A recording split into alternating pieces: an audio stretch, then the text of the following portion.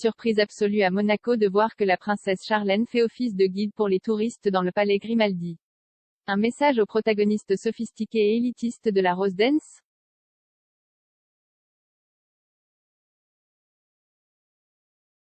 Il ne peut pas s'agir d'un coup de chance ou d'un geste innocent.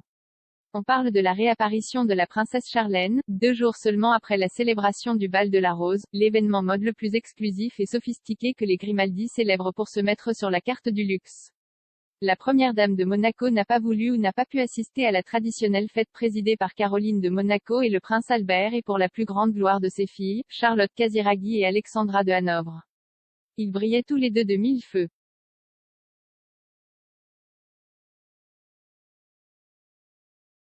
Nous disons que ni l'absence de Charlène à la fête la plus aimée de Carolina ni sa réapparition 2 jours plus tard, dans une activité qui n'a rien à voir avec les événements sophistiqués et luxueux mettant en vedette le Casiraghi Hanover, ne peuvent être une coïncidence. Qui aurait imaginé que la première dame de Monaco se prêterait à être guide touristique autour du palais Grimaldi?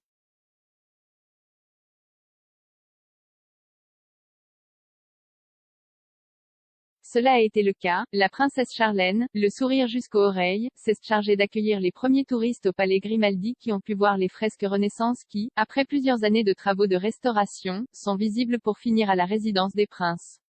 Il a pris des photos avec tout le monde.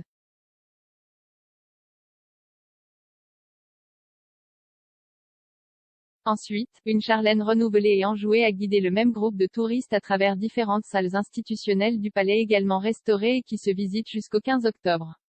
Il n'y a aucun doute, Charlène est parfaite et les photographies que les visiteurs ont postées l'enlaçant affectueusement le prouvent.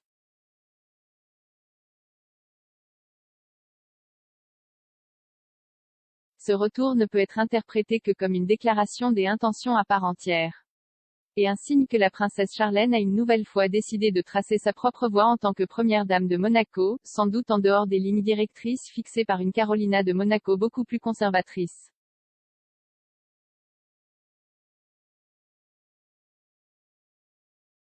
Il est inévitable de faire une comparaison, alors que le gros des Grimaldi poursuit la tradition du luxe et de la célébrité divertissant avec un bal de la Rose qui brille de moins en moins. Charlène semble plus encline à suivre les traces des princesses des villes qu'il préfère plus de contact avec les citoyens ordinaires.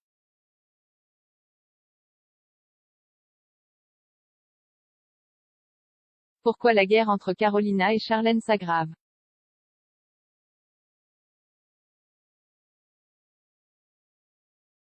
Chaque pas que fait Charlène de Monaco met plus de mètres de distance avec la Caroline de plus en plus hiératique, validant la légende d'un affrontement sérieux entre les deux.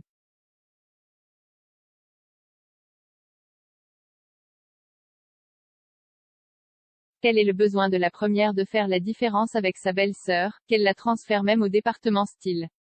Un autre objectif est la princesse sud-africaine.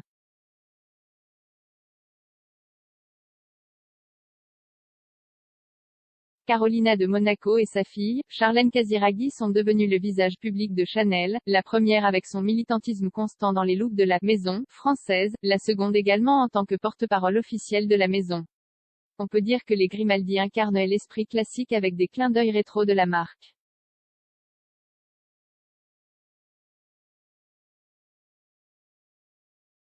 Charlène se projette cependant beaucoup plus dans l'esprit contemporain, avec des références tech et des silhouettes innovantes, de chez Louis Vuitton. Une divergence qui transfère au style le fossé qui pourrait s'ouvrir entre une première dame en quête de sa place et une Caroline déplacée, qui représente les façons de faire du XXe siècle.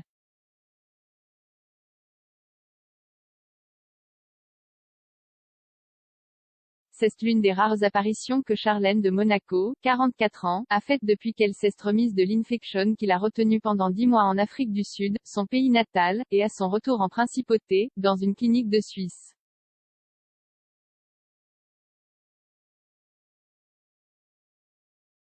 En effet, cette longue absence de la première dame a déclenché toutes sortes de rumeurs de divorce avec le prince Albert, 64 ans, qui a nié la crise conjugale de toutes les manières possibles.